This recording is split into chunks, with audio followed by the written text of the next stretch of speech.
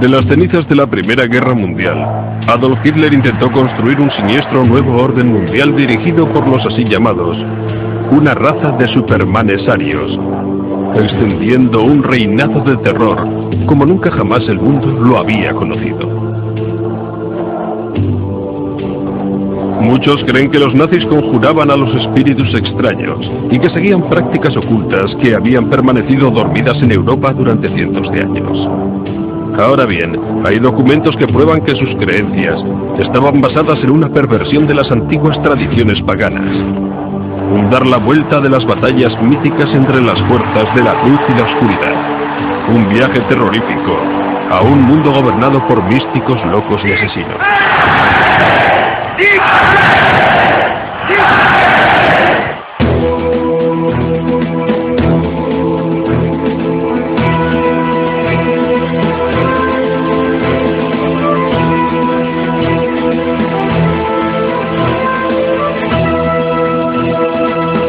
Nazis, la conspiración de lo oculto. Primera parte.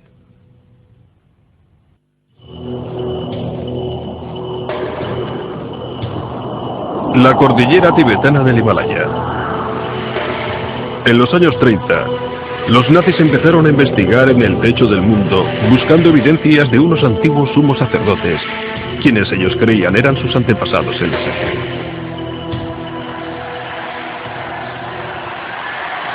La creencia nazi en dichos antepasados iba a constituir la base de la nueva religión alemana, una religión con Adolf Hitler como sumo sacerdote.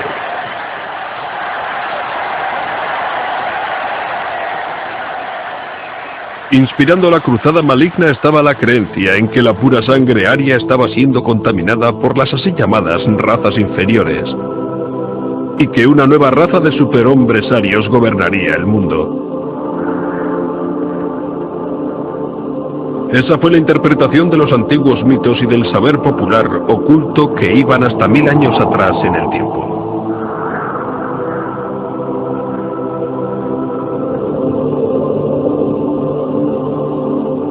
Para demostrar su superioridad, los nazis no dejaron sin explorar ningún mito ni religión. De hecho, cogían prestada cualquier creencia que pudieran adaptar a la causa aria.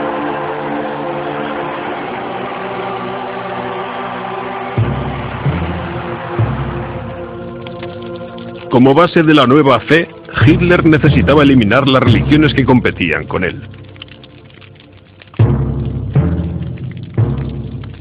Con el fin de lograr el control absoluto, no solo utilizó el poder del mito, sino que optó también al ritual cristiano. Su círculo más íntimo, que tenía estrechos vínculos con lo oculto, le ayudaría a conseguir dicho objetivo.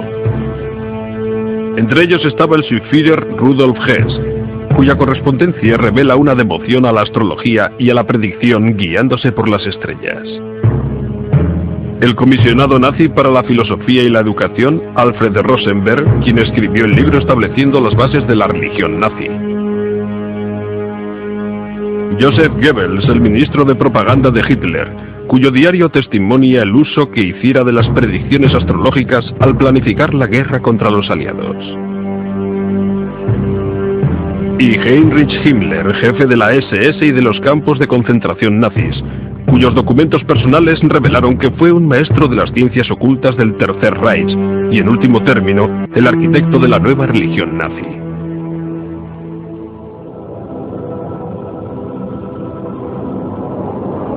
En la base de esa nueva religión había una leyenda antigua oculta que relata la historia de un continente en alguna parte del Atlántico Norte.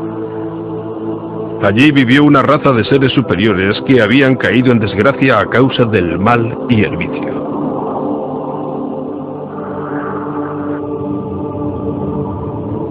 Una gran inundación barrió a dichos seres de la faz de la tierra.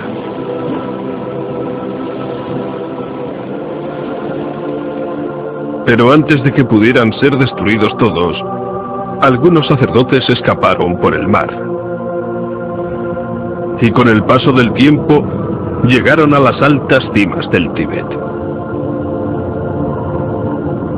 Aquellos sacerdotes fugados, que los místicos creían eran la raza original de los hombres dios arios, se decía eran los antepasados de todos los pueblos indios y europeos. La tierra se llamaba Atlántida.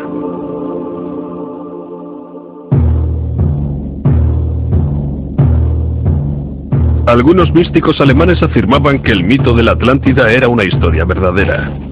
Era la prueba que ellos tenían de que los arios eran el pueblo elegido, descendientes de los superseres de Atlantis, y que habían perdido sus poderes al mezclarse con los meros mortales.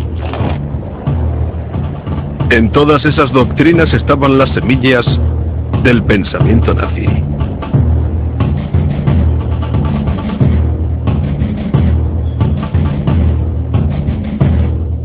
Heinrich Himmler, un nacionalista extremista, hizo que su misión no fuera otra que probar que los pueblos germánicos eran descendientes de la raza de amos de la Atlántida.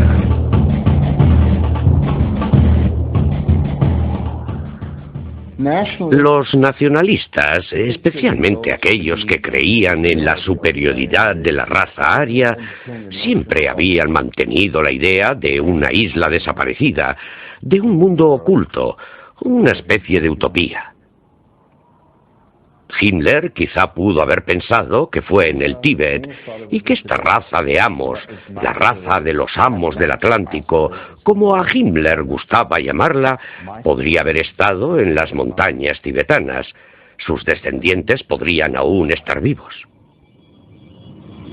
Himmler creía que la leyenda oculta de la Atlántida era cierta, que los superseres míticos de la Atlántida eventualmente llegaron desde el Tíbet al norte de Europa, y de que sus descendientes se convirtieron en los nórdicos o razas arias.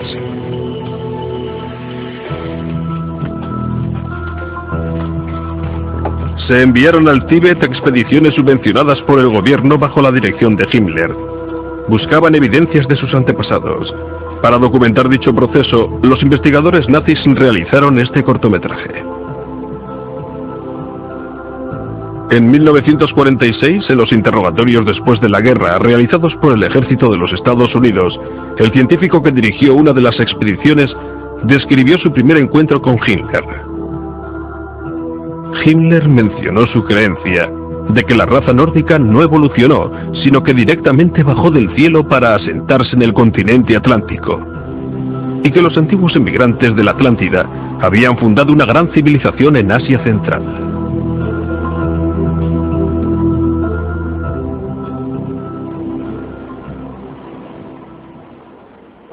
Aunque era un hombre muy calculador en los asuntos del poder, era también un idealista romántico y ciertamente creyó en esos mitos.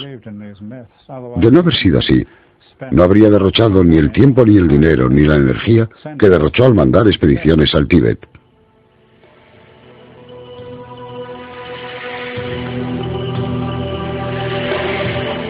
En el Tíbet, las poblaciones fueron sometidas a unas inspecciones completas de los cuerpos realizadas por los investigadores nazis. Buscaban lo que el partido llamaba los rasgos físicos arios: frentes estrechas, miembros largos y características muy anguladas.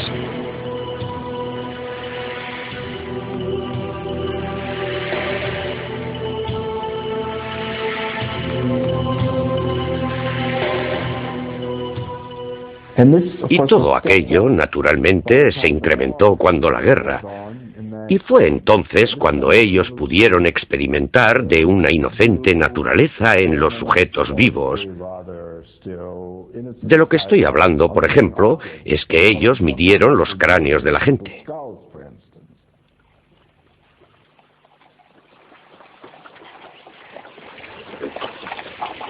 La búsqueda por demostrar la superioridad de la raza aria pronto rayó en lo criminal.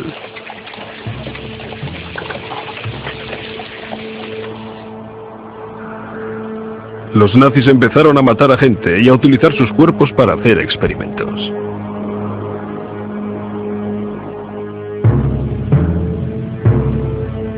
Creían que una vez que hubieran probado que sus antepasados eran dioses, sería cuestión de tan solo un paso recrear dicha raza de los hombres diosarios a través de la reproducción selectiva. De alguna manera, se podría forzar la evolución en una especie de ambiente cerrado, seleccionando a los padres para reproducir hijos hasta que llegara el momento en el que realmente podrían conseguir reproducir el Superman que había sido predicho por las teorías ocultistas.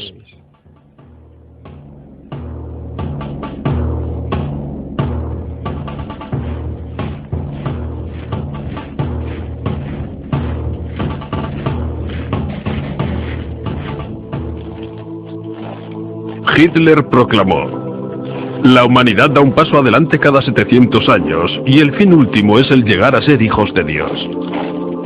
Todas las fuerzas creativas se concentrarán en las nuevas especies. Será infinitamente superior al hombre moderno. Todo lo que había que hacer era que los arios tenían que repurificarse ellos mismos, con el fin de restaurar sus poderes mágicos y consiguientemente restaurar su identidad original de ser los hombres Dios.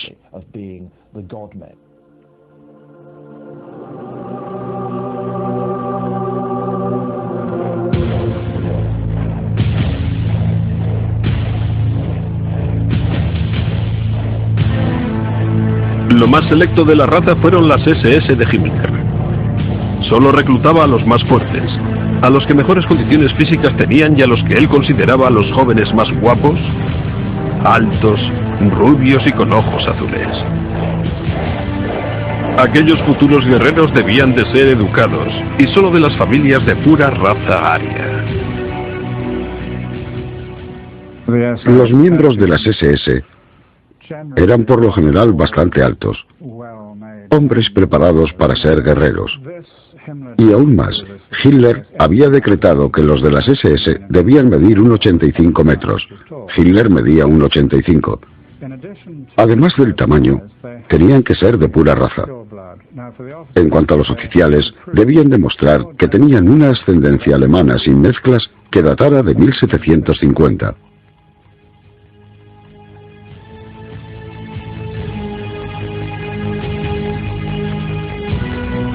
Al personal de las SS de Himmler, que en algún momento llegó a contar con 3 millones de individuos, se le animaba a que tuviera tantos hijos como fuera posible sin tener en cuenta su estado civil.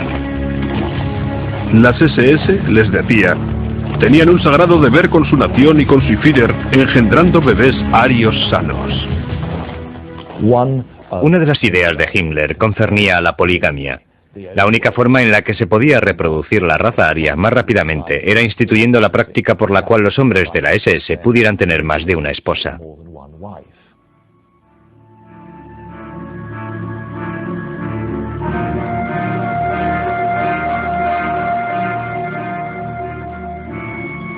En 1935, Himmler creó el programa Lebensborn, que se traduce como fuente de vida. Lebensborn fue diseñado para facilitar el nacimiento, la acogida y el desarrollo de tantos bebés de pura raza aria como fuera posible. El programa de Himmler estuvo documentado con imágenes reales de los bebés prototipos.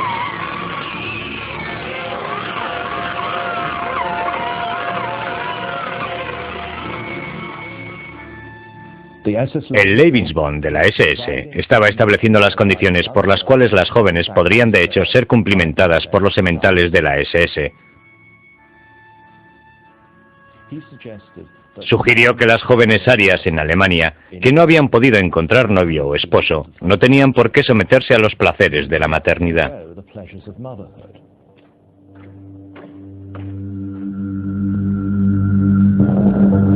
Según la doctrina de Lebensborn, un hijo ilegítimo no era una desgracia en tanto la madre fuera genéticamente apta. Se pensaba que las mujeres solo tenían una misión: engendrar los hijos cuyos descendientes el partido nazi creía se convertirían en dioses. Nacieron, según algunas estimaciones, unos 11.000 bebés Lebensborn entre 1935 y 1945. La mayor parte de esas criaturas jamás conocieron a sus padres.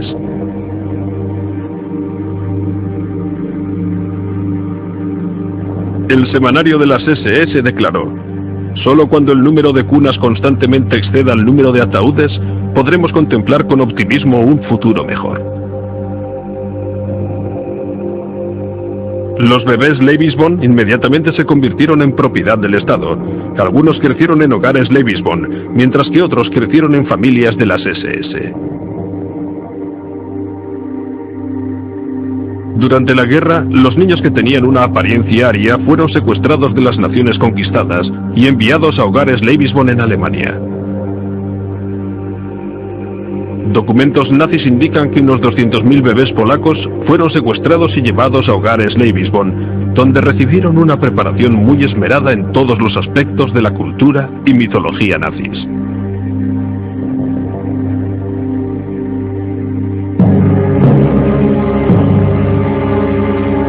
Mucho antes de que Hitler llegara al poder, esas creencias estaban ya floreciendo en lo que era una defensa de los principios racistas.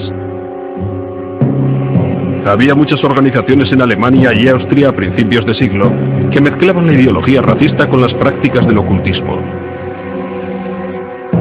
Pero dichas ideas solo llegaron a ser populares al final de la Primera Guerra Mundial.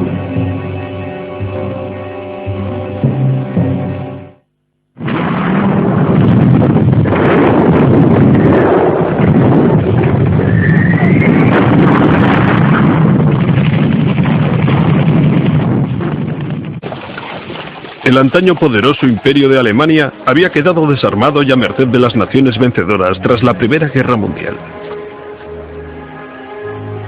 En unas ciudades anteriormente prósperas, los veteranos mutilados deambulaban como espíritus por las calles, como fantasmas de otra vida. Algunos que crecieron en Berlín en los años 20 recuerdan de todo. Recuerdan el paisaje urbano con lisiados de la Primera Guerra Mundial, quienes naturalmente no tenían pensión y mendigaban por las calles sin piernas ni brazos. Gente que nos recuerda la gran miseria de lo que se podría llamar el paisaje urbano. Millones de personas se quedaron sin empleo, la inflación era galopante, la recesión, el hambre y la pobreza asomaban por todas partes.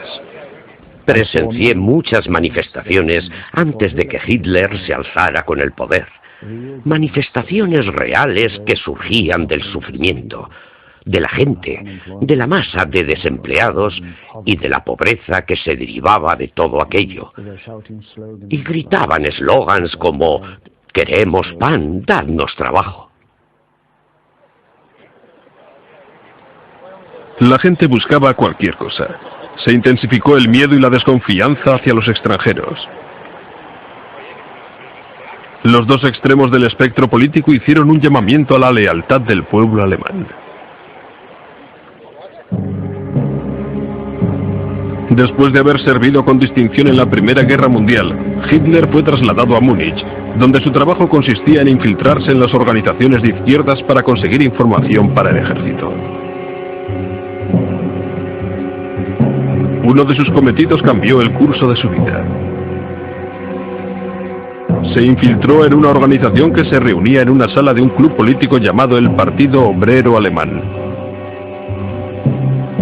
Pero lejos de ser la organización filocomunista que su nombre implicaba, el partido resultó ser de extrema derecha. A Hitler le gustó lo que oyó, con el tiempo se sumó a él y se convirtió en el líder de la organización. En una de las primeras manifestaciones en las que habló Hitler, se encontraba un desilusionado veterano de guerra llamado Rudolf Hess. Volvió a casa dando saltos de alegría y diciendo: esta tarde he visto a alguien que va a llevar a Alemania al lugar que ocupaba antes de la guerra, y es el único hombre capaz de hacerlo.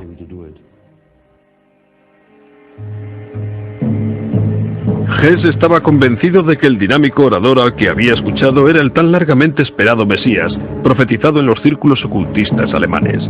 Junto con el filósofo racista Alfred Rosenberg, Hess era uno de los más firmes apoyos con los que contaba un grupo muy prominente, la Sociedad Thule, la cual activamente estaba buscando al Mesías germánico y se dedicaba a resucitar la llamada raza aria. Sus miembros practicaban la astrología, la adoración al sol y otras ciencias ocultas, pensando que ello les ayudaría a conseguir su objetivo.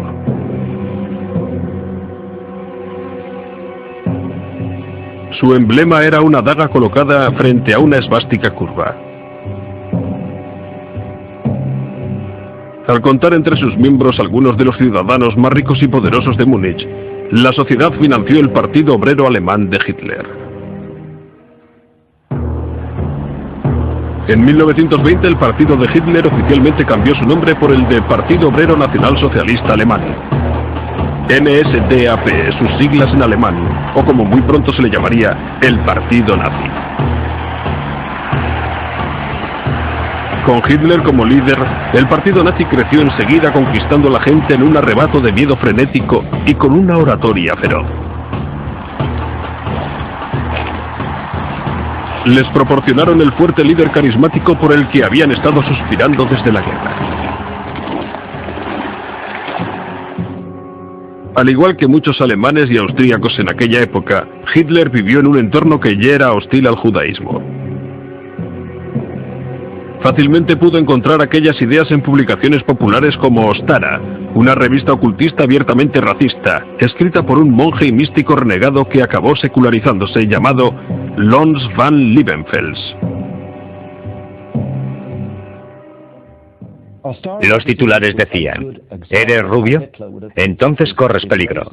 Por lo tanto deberías de leer Ostara, publicaciones para los rubios y el movimiento de los derechos del varón. Uno de los tópicos populares expresados por el general era que la gente de piel más oscura, sobre todo los judíos, eran los más peligrosos y amenazantes. Los judíos siempre se habían enfrentado a los arios para ser los dueños del mundo. Un enfrentamiento que se remontaba a los tiempos bíblicos. Los titulares hacían la siguiente observación. ¿Eres rubio?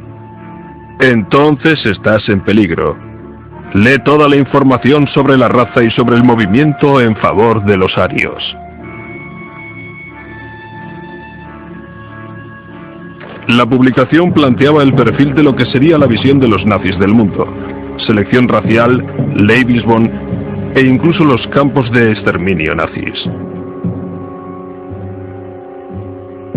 Con semejante planteamiento, las ideas de Hitler sobre la raza, que ya estaban desarrollándose, quedaron influenciadas por quien sustentaba la sociedad Thule, Alfred Rosenberg, el filósofo racista y ocultista, quien con el paso del tiempo se iba a convertir en la voz del Führer en los asuntos espirituales. En su libro El mito del siglo XX, Rosenberg reinventó la historia alemana y estableció las bases del nuevo credo nazi, la religión de la sangre. Particularmente, contemplaba la sangre en un sentido religioso como el factor determinante. Tenía que ser una iglesia de la sangre más que una iglesia de la fe.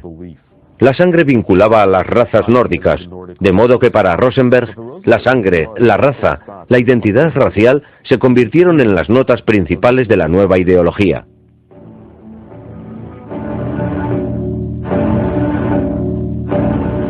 Rosenberg predicaba que la sangre de un pueblo era la portadora de su alma. Creo que si se mira hacia atrás, hacia las tradiciones esotéricas de Occidente, la sangre siempre ha sido considerada como un vehículo muy importante del espíritu. Es una sustancia sagrada que sostiene algo más que la vida física de cada persona. También contiene la vida espiritual.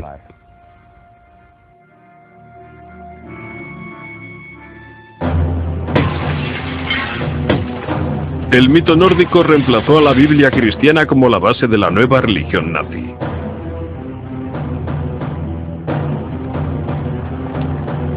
En un desfile lleno de pompa orquestado por Rosenberg y recogido en una película, los nazis celebraron su versión de la cultura e historia aria recientemente concebida.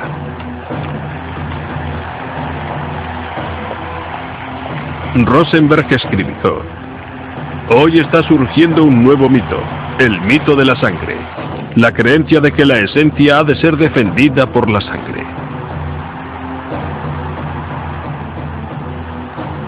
Hitler llevó la idea de Rosenberg incluso más lejos cuando escribió: las viejas creencias volverán a ser honradas otra vez. Todo el secreto de la naturaleza, de lo divino, el demonio. Nosotros arrollaremos las apariencias cristianas y organizaremos una religión peculiar a nuestra raza.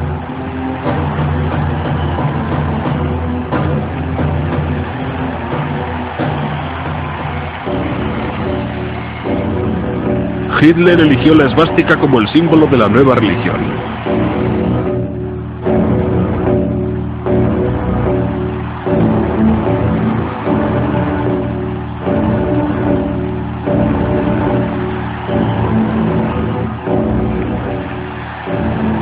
La esvástica se puede encontrar por todo el mundo y a lo largo de la historia en muchas culturas diferentes.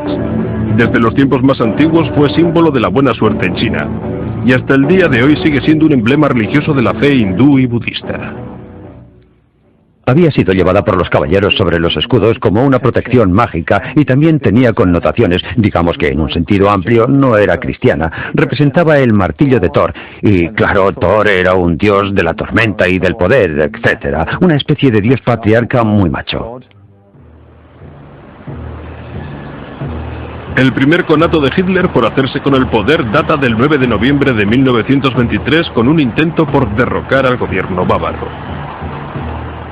Al frente de un ejército privado de tropas de asalto, lanzó un ataque por sorpresa contra una cervecería donde estaban reunidos algunos de los líderes del gobierno.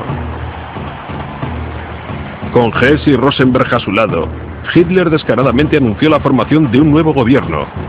Luego se lanzó a la calle consiguiendo que 3.000 hombres desfilaran por las zonas de Múnich.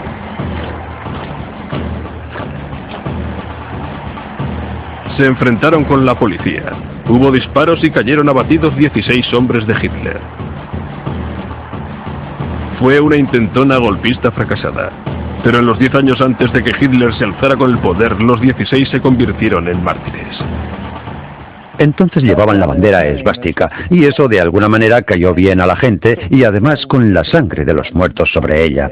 Y de allí surgió un ritual por el cual toda nueva bandera o pancarta nazi no adquiría fuerza y energía hasta que Hitler la hubiera tocado con aquella bandera.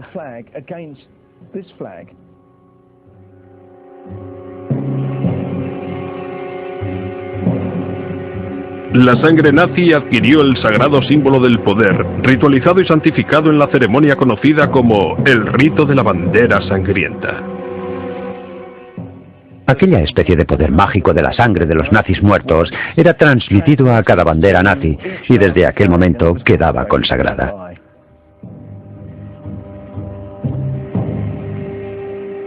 La bandera sangrienta fue el crucifijo de la religión de Hitler. Llegó a simbolizar su nuevo reino. En 1933, Hitler logró convertirse en el Führer, el líder. Unser Führer, der Reichskanzler Adolf Hitler, hat das Wort.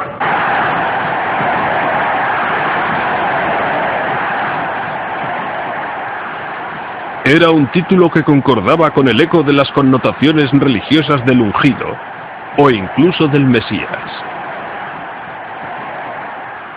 Había llegado la hora de Adolf Hitler.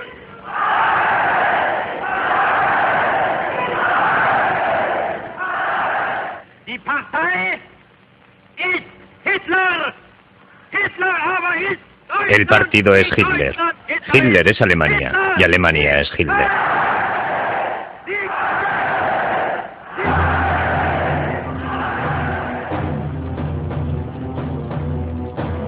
Con la subida de Hitler al poder, la religión de la sangre se convirtió en la religión indiscutible del partido nazi, completa con sus días festivos y mártires.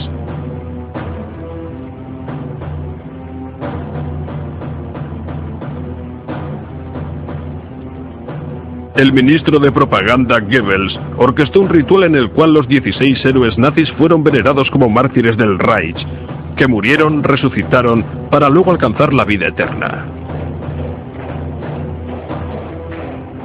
Goebbels se aseguró de que todos los alemanes tomaran parte en la ceremonia, transmitiéndola a través de los altavoces colocados en las esquinas de las calles de todo el país. Parte del mensaje decía: La noche de los muertos. Los muertos desfilan. A medianoche, una obra ceremoniosa mística, el nacimiento del Reich. Luchan, mueren y acaban victoriosos, tal y como el Tercer Reich fue fundado.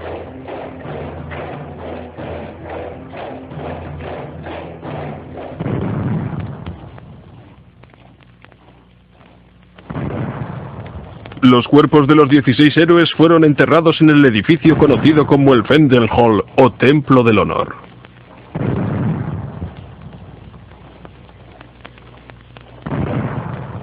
Se convertiría en un santuario nazi.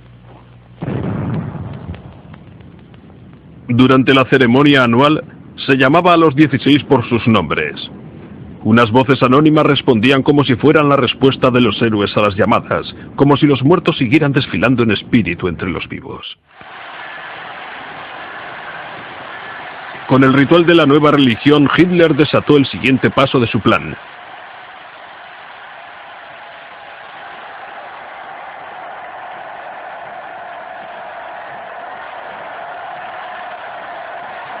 Hitler escribió: "La fuerza sin una base espiritual está destinada al fracaso".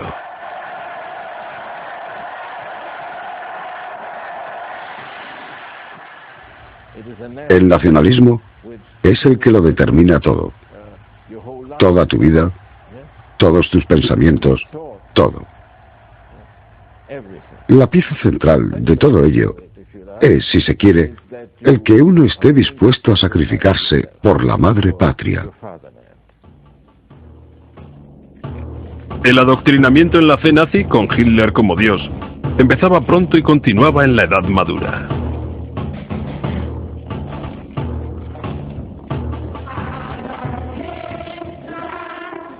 Adolf Hitler es nuestro salvador, nuestro héroe.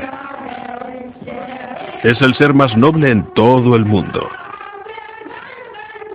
Vivimos para Hitler. Morimos por Hitler. Hitler es nuestro Señor.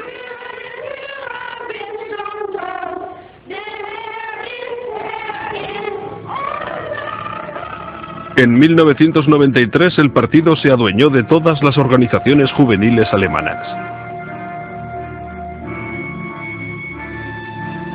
En cuanto a las chicas, la organización obligatoria fue la Liga de las Jóvenes Alemanas, donde se les enseñaba el autosacrificio, el que se casaran jóvenes y que sus cuerpos pertenecieran a la nación.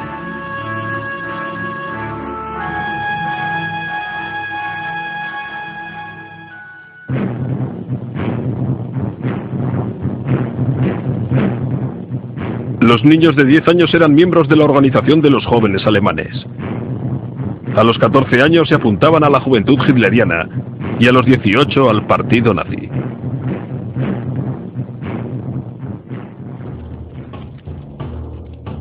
En cada etapa se les enseñaba el credo nazi de los sagrados rituales de la sangre, la superioridad de la raza y la total alianza con Hitler, incluso hasta la muerte. Yo formé parte de las juventudes hitlerianas hasta los 18 años. Nos enseñaban, y entonces lo creíamos, que era estupendo luchar por nuestro país, y si era necesario también morir por nuestro país.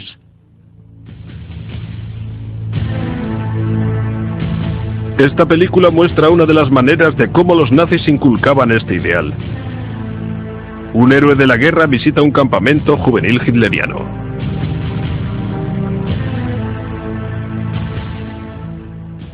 Era estupendo que te dijeran que pertenecías a la raza más grande, a la nación más grande de la tierra. Yo pensaba que como era alemán y como la sangre alemana corría por mis venas, eso me hacía superior a todos los demás. Hitler afirmó: "Quiero ver otra vez en los ojos de la juventud el brillo de la bestia de presa".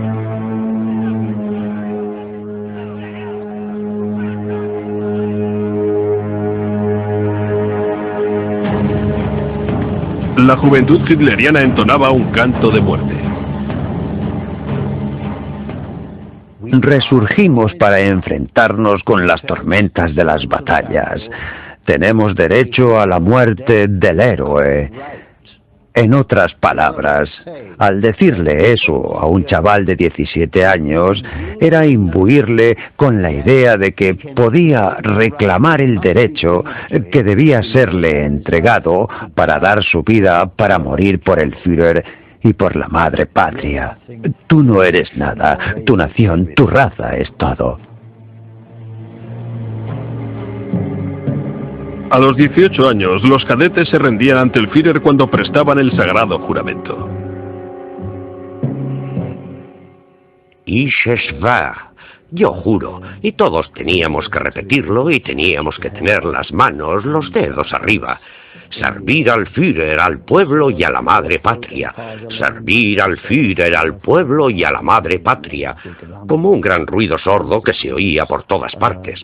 Hasta la última gota de nuestra sangre. Hasta la última gota de nuestra sangre.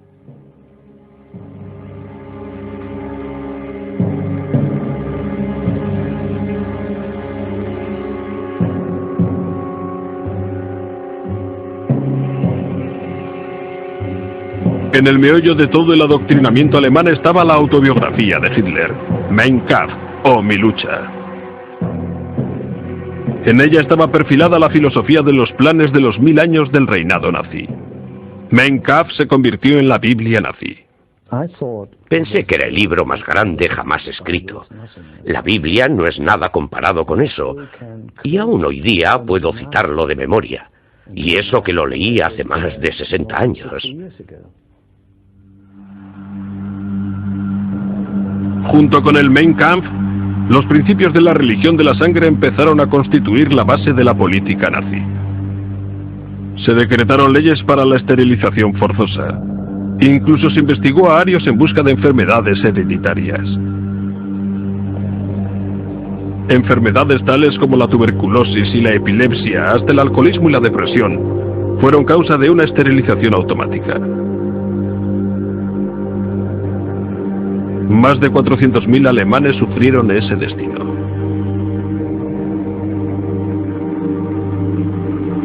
Hitler lo razonaba así. La exigencia de que la gente defectuosa evite propagar una descendencia defectuosa es una exigencia de la razón clarividente, y si se ejecuta de manera sistemática, representa el acto más humanitario de la humanidad.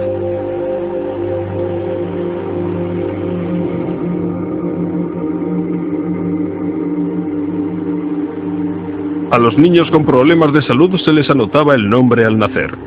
Si los problemas persistían, los médicos nazis en secreto les administraban inyecciones letales, diciendo a los padres que habían fallecido por causas naturales. Se estableció un programa de eutanasia para los que tenían deficiencias psíquicas y físicas. Películas propagandísticas afirmaban que eran actos humanitarios, ya que se liberaba a las almas que estaban atrapadas en unos cuerpos atormentados. En 1935 Hitler había establecido las leyes de la sangre, que convirtieron en delito el hecho de que un puro alemán se casara e incluso mantuviera relaciones sexuales con un judío. A los judíos alemanes les arrebataron sus derechos de ciudadanos.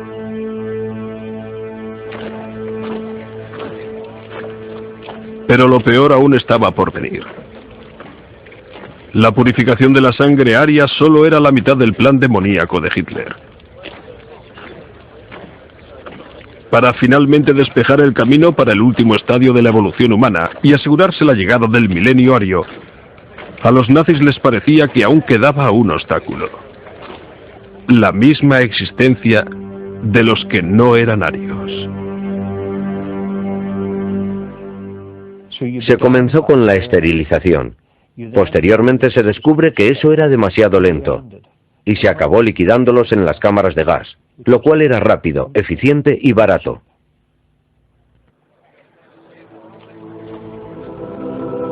Hitler escribió: se habrá de tomar la decisión más seria y dura. Una medida bárbara para el desgraciado al que le toque, pero una bendición para la posteridad. El dolor efímero de un siglo redimirá milenios de sufrimientos.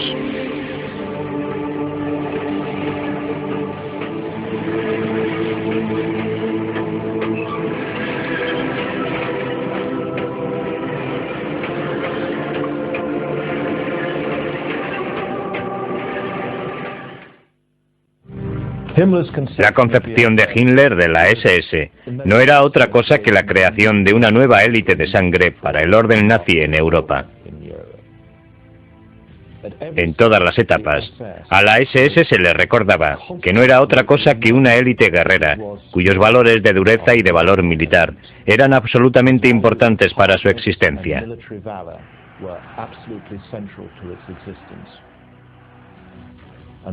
Y aún más, que ellos de ese modo estaban de hecho asegurando la supervivencia de la raza.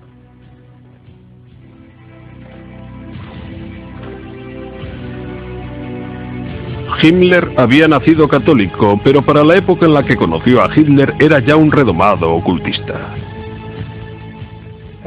Por todo esto, a nosotros nos resulta difícil encuadrar a ese hombre que ciertamente creía en Dios y vincularlo al hombre, que era el amo de la máquina asesina en Alemania. Pero en realidad, ambas cosas naturalmente están unidas, porque lo que estaba intentando hacer era arrancar de raíz las fuerzas que él creía habían corrompido a Alemania, para volver a los antepasados de pura sangre.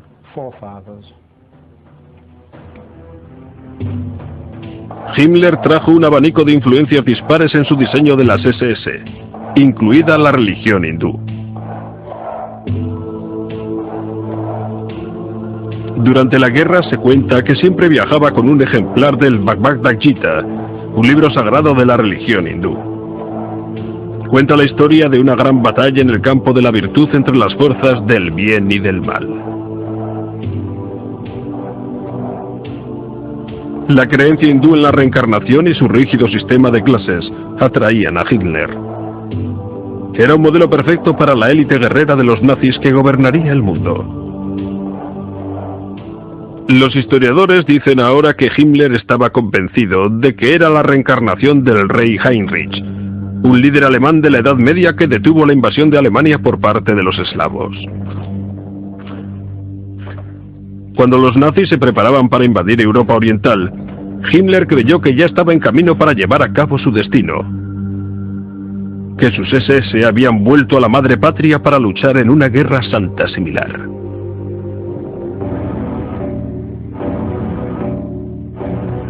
Himmler modeló a las SS según el modelo de la orden del siglo XIII de los teutones, quienes mataban y esclavizaban a los pueblos que conquistaban.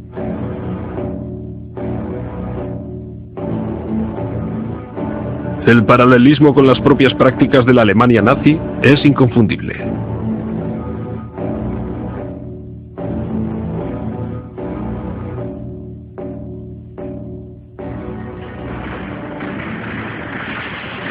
El Reichsführer intentó restablecer el sistema feudal por el que habían regido sus vidas los caballeros. A medida que nuevas tierras fueron conquistadas, cada oficial de las SS iba a tomar posesión de su estado feudal. Los lugareños o bien eran asesinados o convertidos en esclavos para el trabajo.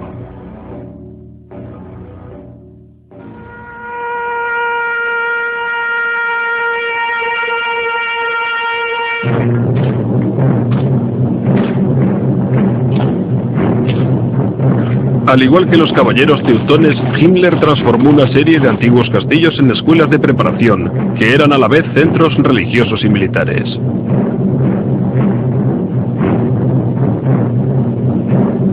En ellos, los reclutas eran iniciados en las maneras de los llamados sacerdotes guerreros.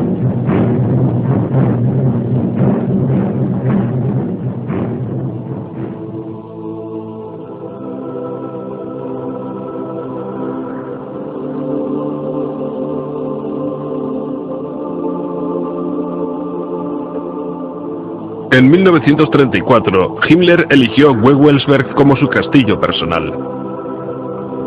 Se convirtió en un centro sagrado de la flor y nata de la élite de sus caballeros de las SS. Hitler eligió Wewelsberg porque su consejero espiritual de las ciencias ocultas le había dicho que iba a ser un punto fuerte mágico para la resistencia alemana contra un gran ejército venido de Oriente, y que allí tendría lugar una gran batalla y las huestes orientales tendrían que retroceder. Hitler tenía unos planes grandiosos para su castillo medieval en Wewelsberg, pero ello requería una prodigiosa cantidad de mano de obra. Para asegurarse un amplio suministro de esclavos, construyó un campo de concentración de trabajo en las proximidades. De 1939 a 1945, 4.000 prisioneros trabajaron en el castillo de Himmler. Casi un tercio murió mientras trabajaban en ello.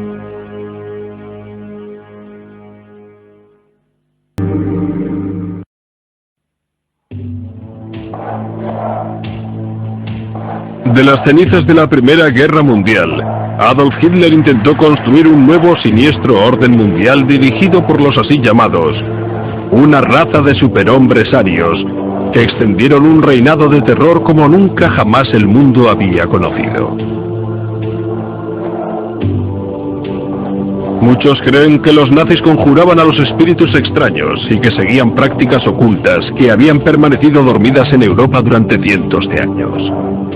Ahora bien, hay documentos que prueban que sus creencias estaban basadas en una perversión de las antiguas tradiciones paganas, un dar la vuelta de las batallas míticas entre las fuerzas de la luz y la oscuridad, y un viaje terrorífico a un mundo gobernado por místicos, locos y asesinos.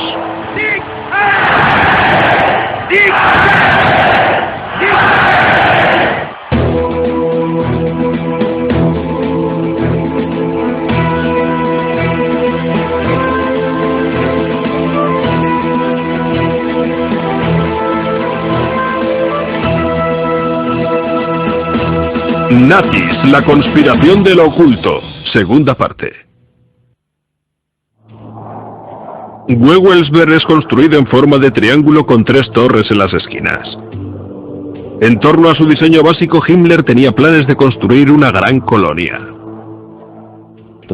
La ciudad sería demolida y limpiada, y se iban a construir enormes espacios con huecos separados, barricadas, más torres y un telón circular de muros que cubrirían una gran zona, creando algo no menos que una especie de Vaticano de la SS.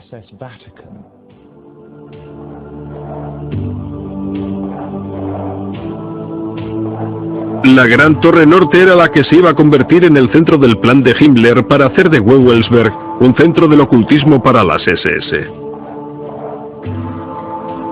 En la base de la torre, Himmler construyó una cripta. Según los historiadores, era un templo de honor dedicado a los líderes de las SS fallecidos. El techo en bóveda creaba una acústica esotérica. Y en mitad del pozo ardía una especie de fuego sagrado.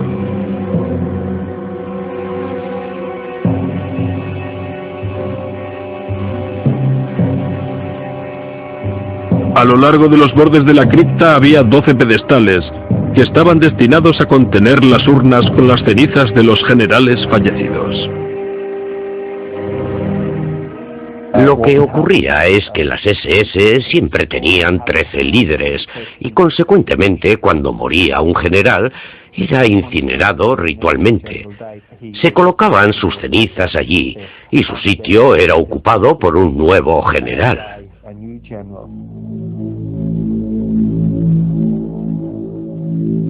En la leyenda, el rey Arturo reunió a los 12 caballeros más nobles en una gran sala. Según la versión de Himmler, él creó la sala de los supremos jefes de las SS, en una sala encima de la cripta. Allí se reunía con los 12 oficiales de las SS de más alto rango. Una enorme rueda en forma de sol adornaba el suelo.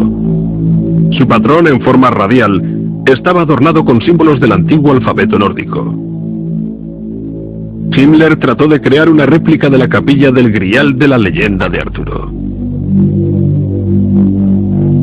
Un cáliz místico, el Grial, se dice que contuvo sangre sagrada.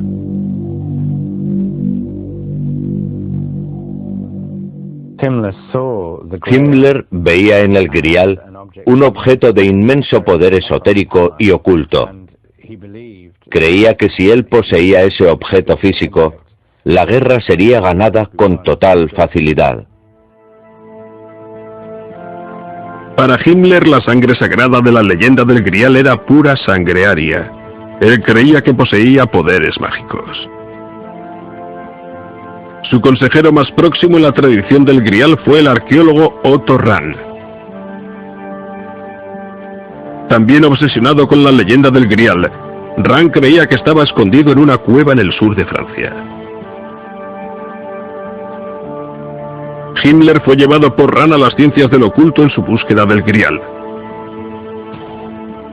Una vez dentro del círculo íntimo de Himmler en Wewelsberg, Rahn siguió con su búsqueda del Santo Grial, solo que entonces como un caballero del partido nazi.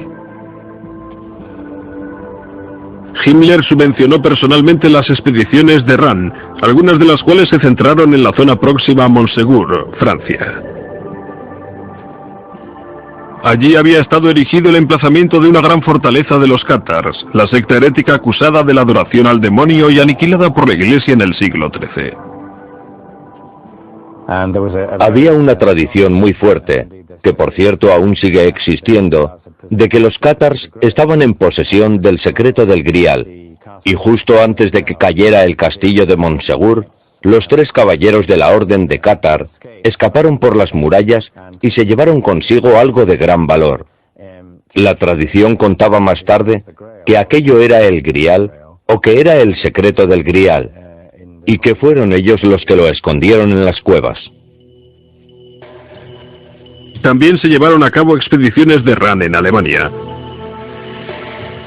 Una carta archivada de Rahn al cuartel general de las SS sugiere que creía que estaba cerca de lograr el sueño de su vida. Para concluir mi trabajo con éxito he de inspeccionar los lugares personalmente. Primero he de acudir a las ruinas de Wildenberg, el castillo alemán del Santo Grial. Allí se están llevando a cabo actualmente excavaciones. Heil Hitler.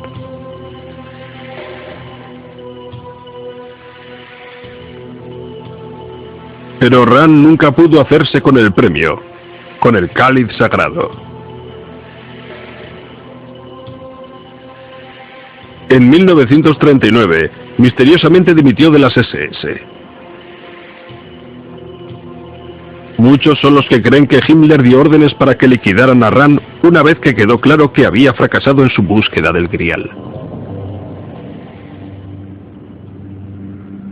2 meses más tarde fue encontrado muerto en los Alpes austríacos.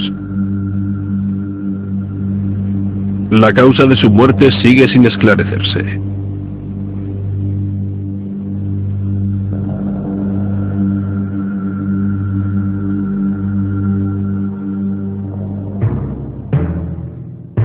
En su continuo celo por demostrar la superioridad de la raza aria, Himmler creó un instituto de investigación llamado Organización de la Herencia Ancestral.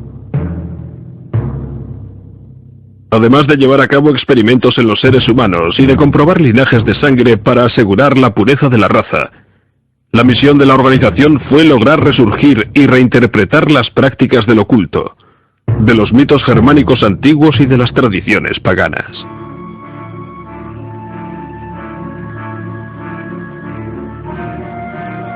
Esta película nazi muestra uno de dichos rituales. Unas jóvenes danzan alrededor del símbolo pagano de la guerra y del orden divino. Para controlar todo el conocimiento del oculto, Himmler confiscó las bibliotecas y objetos de todas las sociedades del oculto que no estaban asociadas a él. Incluían sociedades secretas como los masones, que los nazis creían era una organización secreta montada por los judíos para conspirar contra el pueblo alemán. Mientras Himmler suprimió a algunos ocultistas, hizo progresar la carrera de otros, como por ejemplo la de Karl Marie Gilligut. En Gilligut, Himmler creía haber encontrado la llave para popularizar la antigua tradición pagana de la Alemania moderna. El místico se convirtió en un oficial de las SS de alto rango y en una de las más preciadas posesiones de Himmler. Lo interesante acerca de Gilligut es que él es el ejemplo más claro de un ocultista en el círculo y servicio inmediato del Reichsführer, Heinrich Himmler, de la SS. Gilligut creía que era un descendiente directo del dios nórdico Thor. Copias de sus documentos encontrados en la ficha personal de Himmler revelan que Gilligut creía que poseía poderes extrasensoriales.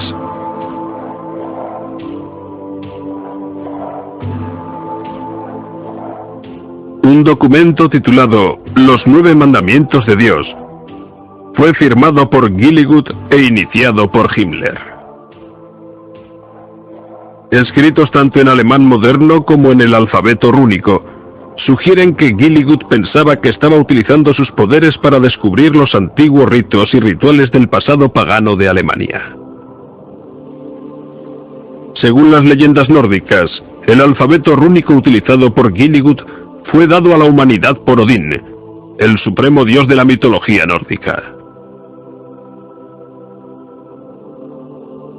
Dicho alfabeto sagrado fue su don a la humanidad.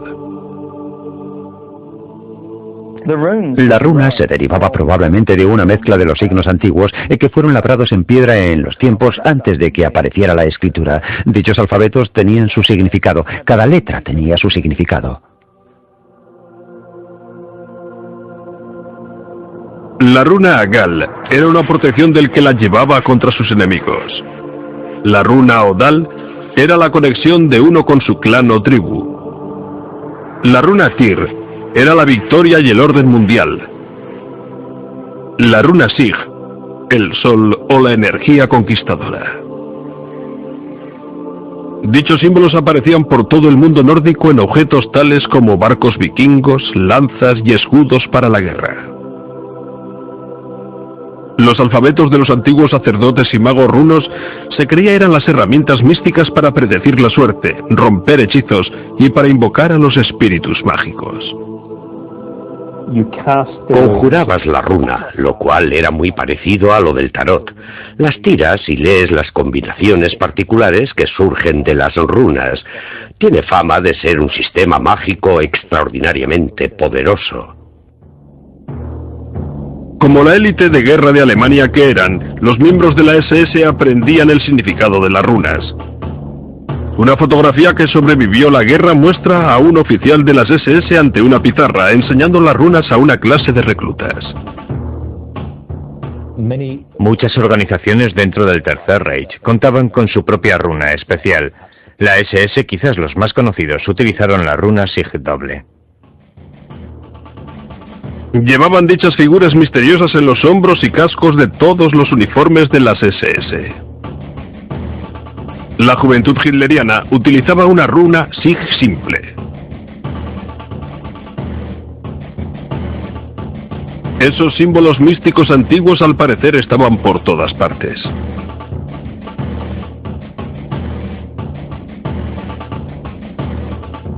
Servían para recordar constantemente a los alemanes su pasado pagano.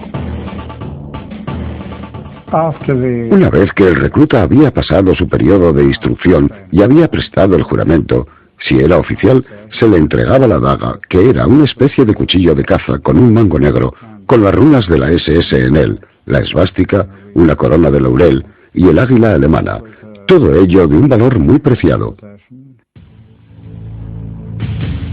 Grabadas sobre la daga estaban las palabras: "Mi honor se llama confianza".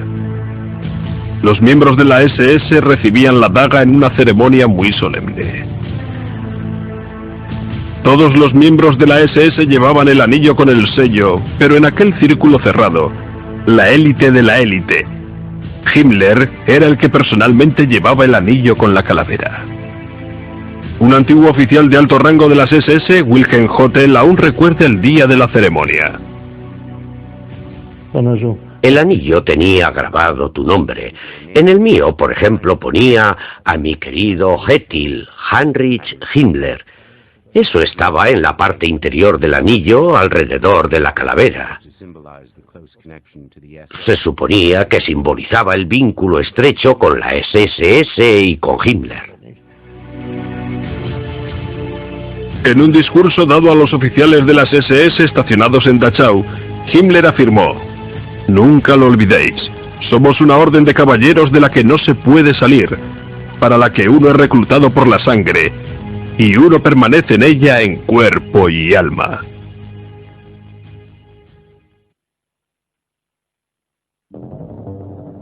Tomando elementos del pasado pagano alemán y de su propia educación católica, Himmler invadió con ritos familiares a las SS desde el primer momento de su aparición. Tenemos una foto en la que se ve una especie de tablero con un santuario nazi o hitleriano, con el fin de bautizar a los niños. Un altar de la SS, y en vez de un crucifijo una foto de Hitler. El bebé era presentado, si se quiere expresarlo así, a la comunidad de los guerreros germánicos a través de dicho tablero.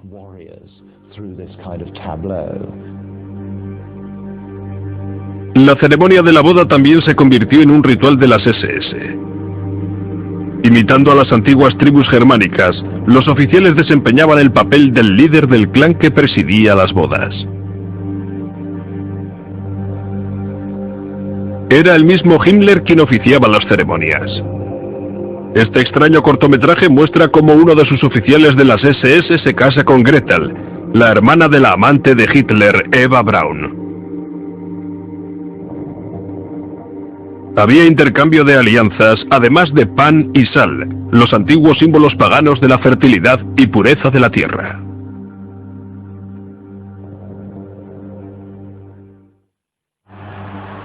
El año nazi estaba señalado con celebraciones tomadas del antiguo calendario germánico. El Festival de Mayo, inicialmente aceptado como la celebración de la fertilidad, se transformó en un espectáculo de nacionalismo y de la fuerza militar. Hitler decía: hoy, el 1 de mayo, la tierra se llena de celebraciones de resurrección de los alemanes fuera de la lucha interior eterna.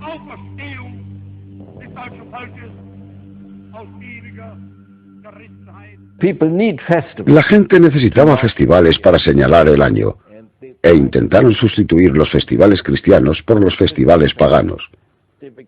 Empezaron a añadir festivales que los paganos habían celebrado. El solsticio de verano, el solsticio de invierno, todos los festivales, sí, todos hechos a su imagen y semejanza.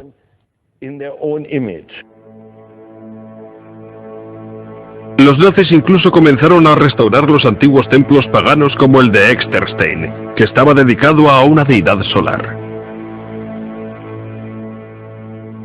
Allí, durante el solsticio de verano, un rayo de luz brilla a través de una ventana y se alinea con un punto en el altar.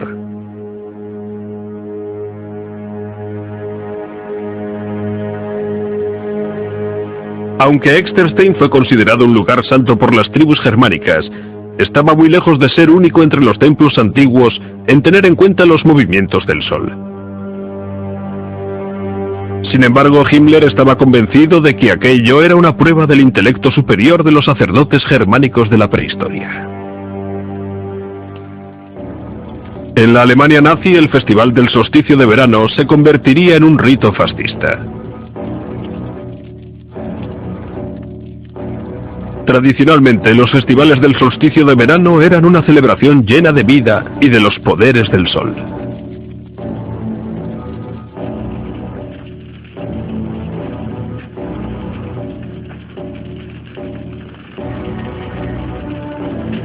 Dramáticamente representados y cuidadosamente coreografiados, tenían lugar los discursos en los que se predicaba el autosacrificio y el heroísmo. En este ritual en concreto, el ministro de propaganda Goebbels fue el encargado de dar el discurso.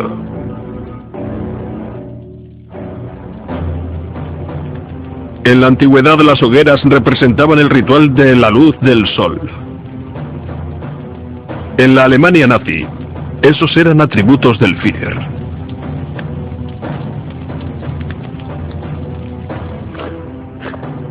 En el más importante de dichos rituales, las tropas portando teas encendidas formaban símbolos en la oscuridad de la noche.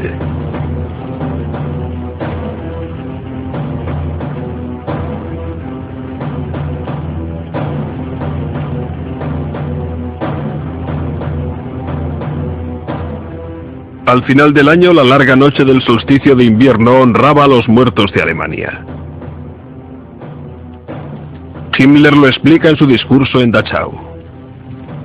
El solsticio de invierno no solo es el final del año, sino que también es el festival en el que se piensa en los antepasados y en el pasado. en el que se ve claro que el individuo no es nada, un átomo que es barrido en cualquier momento mientras es vinculado a la cadena eterna de su linaje por una auténtica humildad.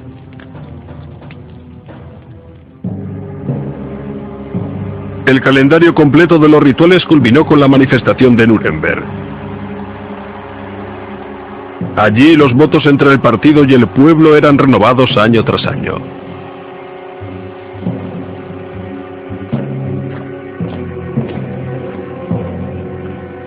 Se reunían decenas de miles de nazis uniformados.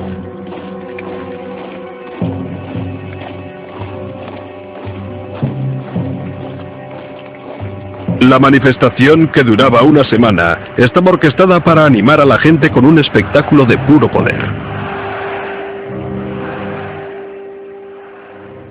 Todas las religiones tienen su ritual, y los nazis tenían su ritual. Sus rituales en masa.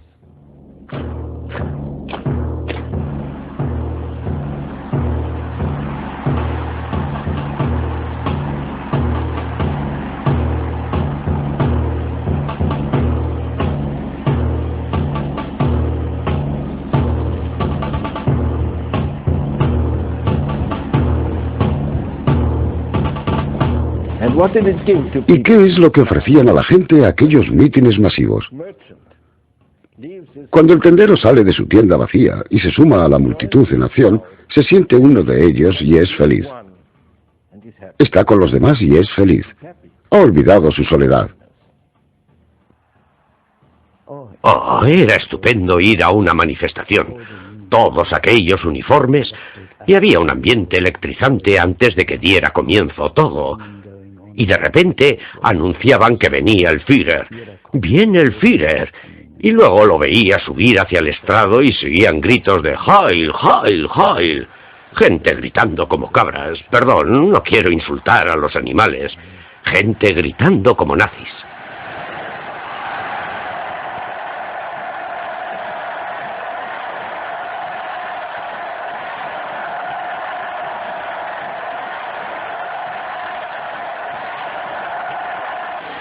A medida que la locura nazi se iba apoderando de Alemania, Hitler dejó claro qué es lo que esperaba de la nación. El partido es el terreno donde se seleccionan los líderes políticos alemanes. Su doctrina permanecerá intocable. Sus organizaciones serán tan duras como el acero. Su imagen global, sin embargo, será como una orden sagrada.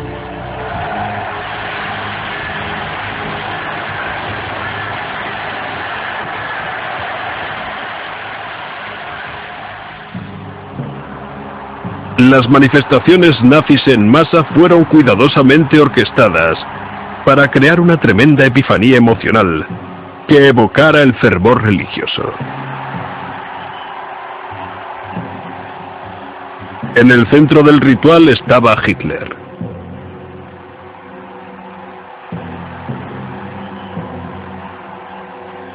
Todo estaba pensado para que Hitler pareciera la divinidad. Un Mesías.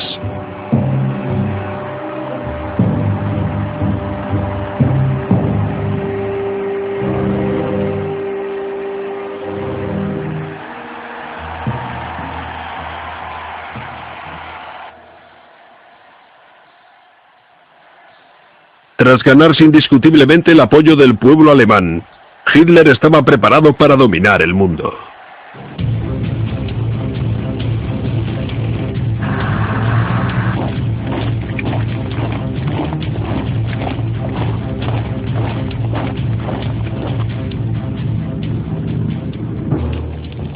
Desde el inicio de la guerra en 1939, países tras países cayeron en manos de los nazis. Sin embargo, en el invierno de 1942, las tornas cambiaron y los nazis empezaron a experimentar lo que ellos creían que era imposible: la derrota.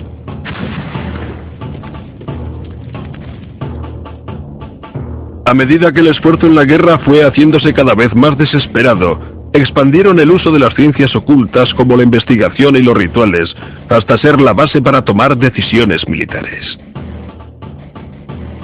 Algunos miembros del mando naval alemán se llegaron a convencer de que los aliados estaban ya empleando fuerzas místicas para ganar la guerra a Alemania.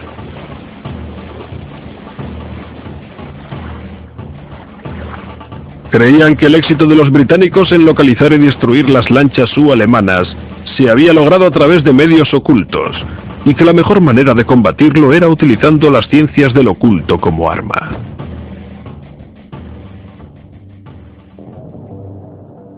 Ello condujo a Himmler a establecer un instituto del máximo secreto dedicado a la práctica oculta del péndulo zahorí. En mapas del Atlántico Norte, los clarividentes sujetaban un objeto suspendido de una cuerda, intentando localizar los convoys de los aliados.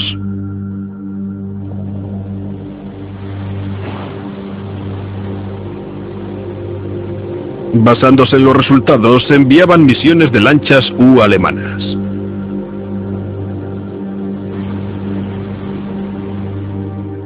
En esta carta escrita por Himmler, fechada el 12 de enero de 1943, se refiere a una investigación zahorí y su práctica en la que había progresado mucho aquel año.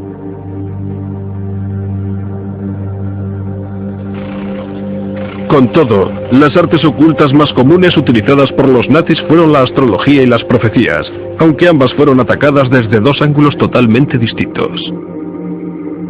Hess y Himmler estaban totalmente convencidos del poder de las ciencias ocultas y las utilizaron para tomar decisiones políticas. Pero Joseph Goebbels, jefe del Ministerio de Propaganda, quería utilizar los poderes ocultos solo con vistas a fines propagandísticos, para manipular al pueblo y minar la moral aliada. Goebbels pronto se dio cuenta de una gran fuente del conocimiento místico: las predicciones de Nostradamus. Uno de los visionarios más famosos de todos los tiempos, Nostradamus, completó su obra maestra de profecías en 1555. Su libro contiene unas referencias muy sutiles a una crisis en Polonia e Inglaterra para el año 1939, el año en que los nazis invadieron Polonia, casi 400 años después de que Nostradamus escribiera su obra. Para Goebbels, Nostradamus era un instrumento de propaganda perfecto, cuya obra podría ser interpretada como prediciendo una gran victoria de Alemania en el futuro. Las profecías de Nostradamus fueron escritas en poemas de 4 líneas llamados cuartetos, y son tan densos y esotéricos que se pueden interpretar de formas muy variadas. Para interpretar al autor francés, Goebbels reclutó al renombrado astrólogo y experto en Nostradamus Karl Ernst Graf. Un cuarteto particular que Goebbels eligió parecía referirse directamente a Hitler, y pronto se convirtió en parte de la mística nazi.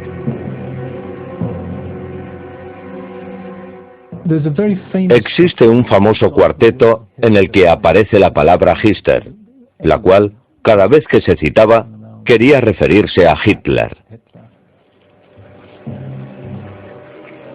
El diario de Goebbels expresa su emoción cuando Berndt, un miembro de su personal, empezó a formular un plan para utilizar la profecía.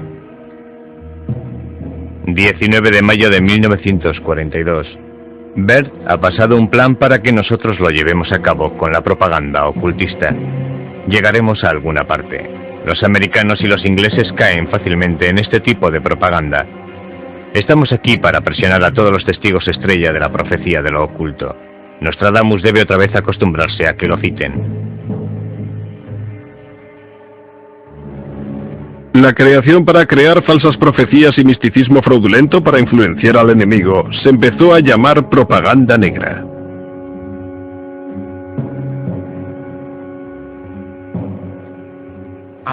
Sí, cargaron un avión con las profecías de Nostradamus y lanzaron las hojas por toda Francia.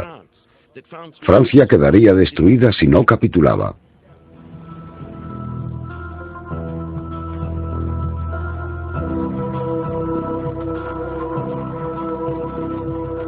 El servicio de espionaje británico descubrió el engaño y, reconociendo el potencial de ese tipo de propaganda, empezó a desarrollar su propia campaña de Nostradamus. Los británicos se cebaron en particular en una. Ellos sacaron un libro de 50 profecías falsas de Nostradamus que predecían la victoria británica en la guerra. De igual manera que los alemanes habían inundado Francia con falsas profecías de Nostradamus, los aliados introdujeron su propia propaganda negra en Alemania. La campaña de propaganda negra en Inglaterra pronto adquirió un nuevo giro con la llegada del judío húngaro emigrado y astrólogo Louis de Mol. Reclutado por el servicio de espionaje británico, a de Mol le fue asignado trabajar con el maestro del engaño Elik Howe. La gran habilidad de Elik era la falsificación. Falsificaba documentos, revistas y cuartetos de Nostradamus. Howe y de Mol decidieron crear una versión falsa de la revista astrológica líder alemana llamada Zenit.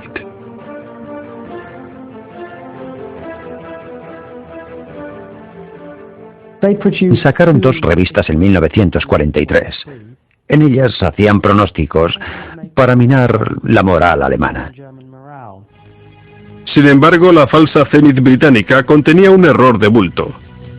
Erróneamente habían titulado la revista como Der Zenit en vez de su título verdadero, Zenit. La astrología y el espionaje iban a chocar de nuevo en lo que sigue siendo considerado como el incidente más raro de la Segunda Guerra Mundial.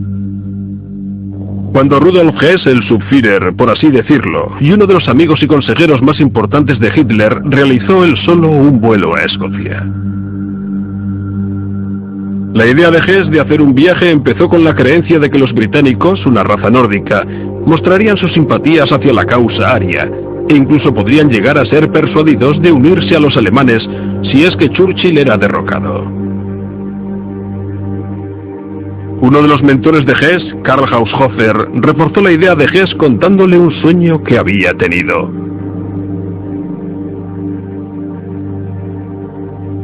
En el sueño vio a Hess andando por un castillo escocés cubiertas las paredes con tapices, consiguiendo la paz entre Alemania y Gran Bretaña. Además de la profecía, la astrología también desempeñó su papel en la decisión de Hess de realizar el viaje.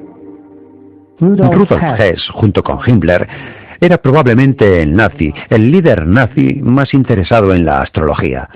La aceptaba totalmente.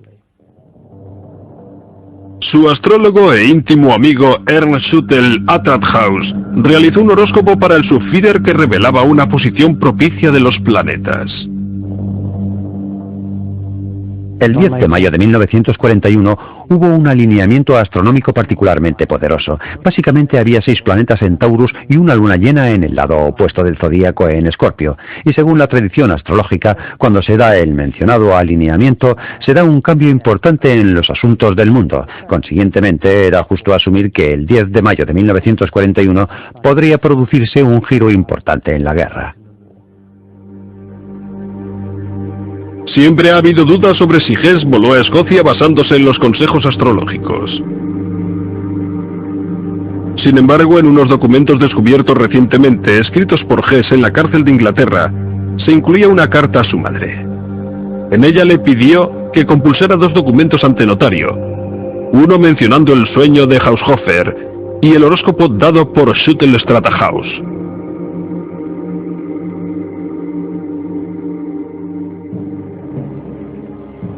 Antes de que Hess realizara el vuelo, algunos piensan que estuvo hablando con el Führer. 6 días antes de que mi padre volara, el Führer y mi padre estuvieron hablando durante 4 horas. Nadie sabe de lo que hablaron. Solo se sabe que acabadas las 4 horas, mi padre y Hitler salieron de la sala, y Hitler puso su brazo sobre el hombro de mi padre y dijo: Hess siempre ha sido y aún sigue siendo un tío muy cabezón. Fue una despedida muy amistosa.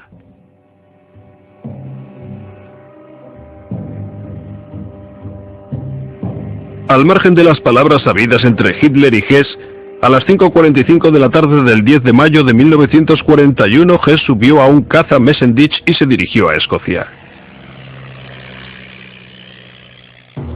Su plan era encontrarse con el duque de Hamilton, un hombre al que conocía a través de Haushofer. Hess esperaba utilizar al duque para puentear a Churchill en un intento de llegar a un acuerdo de paz directamente con el rey de Inglaterra. Habiendo escrito de antemano varias cartas, Hess esperaba una cálida acogida. Las cartas que envié a mi padre fueron interceptadas por el servicio secreto. En lugar de un séquito de bienvenida, cuando Hess entró en el espacio aéreo británico, fue derribado por la RAF y se vio obligado a lanzarse en paracaídas. Se lesionó al salir del avión justo al momento de aterrizar. Quiso que lo capturaran y pensó que directamente sería conducido a ver a mi padre con solo decir que deseaba verle. Hess fue descubierto por una familia escocesa, la que aparece en la imagen en su granja donde cayó el avión. Dijo tener un mensaje muy importante para el duque de Hamilton. Pero al principio se negaron a creer que el hombre que se había lanzado en paracaídas era el Subführer del Tercer Reich. Le dijeron a mi padre que un piloto alemán había aterrizado y que solicitaba entrevistarse con el duque de Hamilton. Mi padre fue a ver al prisionero, quien se presentó como Hess. Resultó bastante cómico, porque mi padre fue a ver a Churchill y fue llevado ante el gran estadista que aquella noche estaba a punto de ver una película de los hermanos Marx. Churchill se manifestó bastante incrédulo sobre todo aquello. Creo que sus palabras exactas fueron: ¿quiere usted decir que el Subführer está en nuestras manos? Y cuando mi padre le respondió: creo que tal es el caso, él contestó: bueno, con Hess o sin Hess voy a ver la película de los hermanos Marx. La peculiar reacción de Churchill ante el vuelo de Hess sigue sin ser explicada. Gran cantidad de los extraños acontecimientos sucedidos en mayo de 1941 todavía siguen sin estar desclasificados en los archivos de guerra británicos. La reacción del Führer sigue siendo igualmente sorprendente. Bueno, la reacción de Hitler ante el vuelo de Hess fue una de sus mejores actuaciones como actor. Hizo una tremenda actuación, manifestando sorpresa, shock, horror y todo lo demás. En cuanto fue evidente que la misión de Hess había fracasado, entonces salió toda la propaganda en tromba diciendo que Hess era un lunático, que lo había hecho por su cuenta y que, ya sabes, era alguien al que le faltaba algún tornillo. Hitler culpó de todo el asunto de Hess al Consejo de sus astrólogos. Como respuesta al incidente, el Ministerio de Propaganda nazi promulgó un edicto llamado la Acción Hess, prohibiendo la práctica en público de las ciencias ocultas, incluida la astrología. El resultado fue un amarrar a todas las actividades de los astrólogos, quienes acabaron todos en la Acción Hess un mes después del vuelo de Hess. Arrestaron a todos los astrólogos prominentes que conocían y se los llevaron para interrogarlos.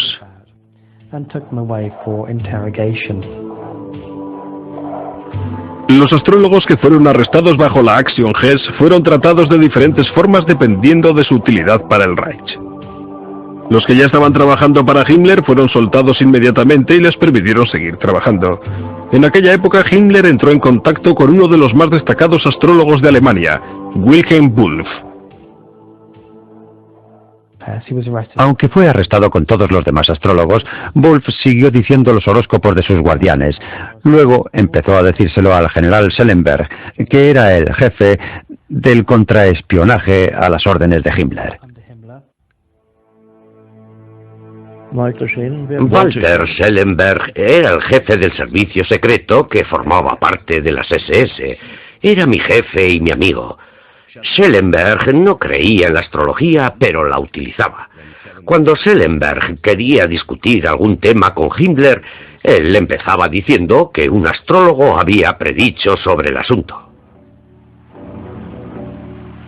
En 1943, Wulff predijo que Hitler sobreviviría a un gran peligro el 20 de julio de 1944 y que caería en noviembre del 44 y moriría de un modo inesperado antes del 7 de mayo del 45.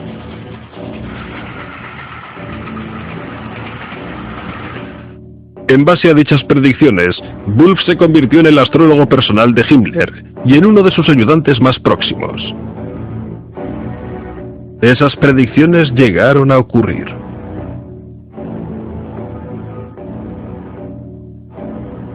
En un interrogatorio después de la guerra realizado por los aliados, Schellenberg admitió haber utilizado a Wulff para conseguir trepar.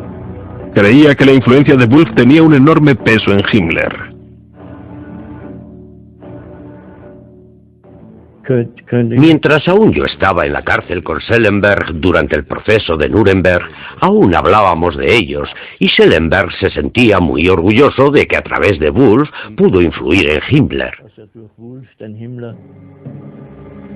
Según el interrogatorio de Schellenberg, durante las últimas semanas de la guerra, Himmler se obsesionó con la astrología de un golpe de Estado, cuando las estrellas sugirieron que él podría derrocar con éxito al Führer. Era a finales de abril de 1945, cuando las tropas soviéticas estaban ya rodeando Berlín, entraban en los suburbios de Berlín, de modo que la guerra estaba prácticamente perdida. Himmler recordó una conversación que previamente había mantenido con Wulff, en la que éste le dijo que parecía que el desastre para Alemania llegaría en 1945. Al leer la carta astral de Hitler, Wulff vio la disposición de los astros que indicaban una caída.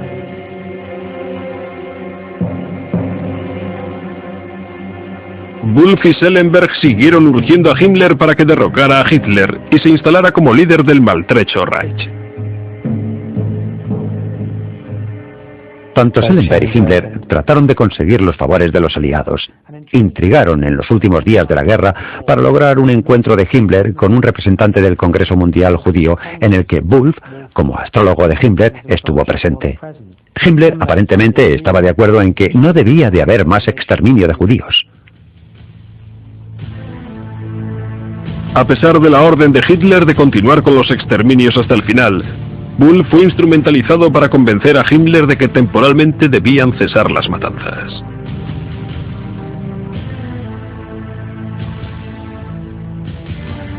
Al dar ese paso parecía que Himmler estaba preparado para perpetrar su golpe de Estado. Pero en el último momento, sus miedos y su lealtad al Führer le impidieron hacerse con el poder.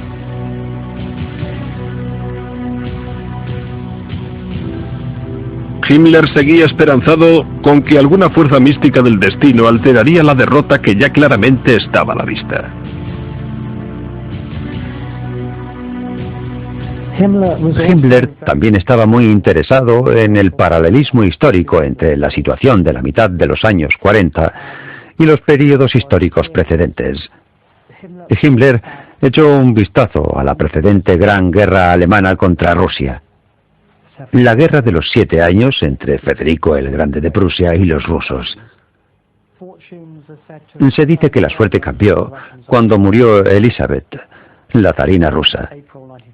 Y Himmler lo interpretó como una señal de que la historia volvía a repetirse y de que Alemania se iba a salvar.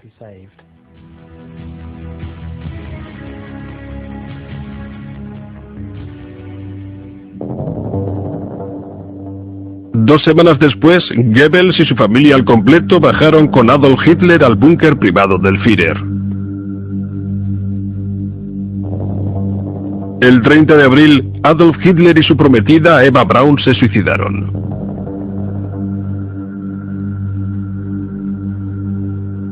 Goebbels envenenó a sus 6 hijos, luego mató a su mujer de un disparo y después se pegó un tiro. Vestido de soldado raso alemán, Himmler casi logró escapar. Fue arrestado por los británicos, pero en un examen médico rompió una cápsula con cianuro que llevaba guardada en la boca. A las 11:04 de la noche del 23 de mayo, el Reichsführer, que había conjurado las fuerzas ocultas al servicio de la gloria aria, yacía muerto. En noviembre de 1945, varios nazis de alto rango fueron juzgados por los aliados en Nuremberg.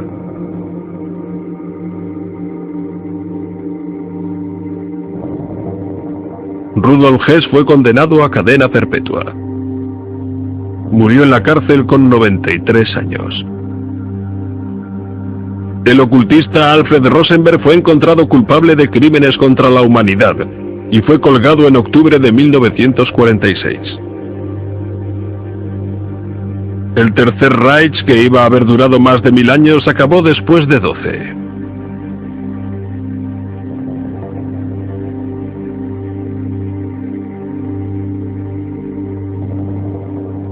Para entonces habían muerto casi 50 millones de personas.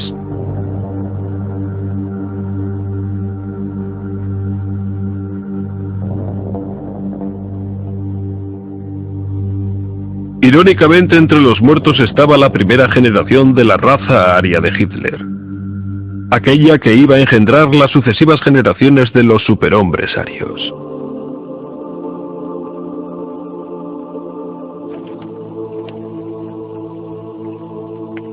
A lo largo de la historia, la mitología ha ejercido una poderosa influencia en la mente humana. Todas las culturas han sido guiadas por la mística.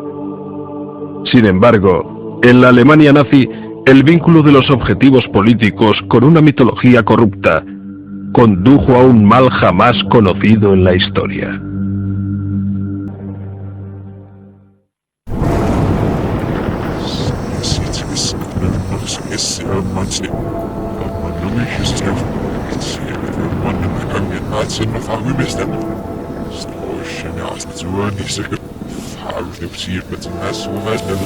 Yes, no, what really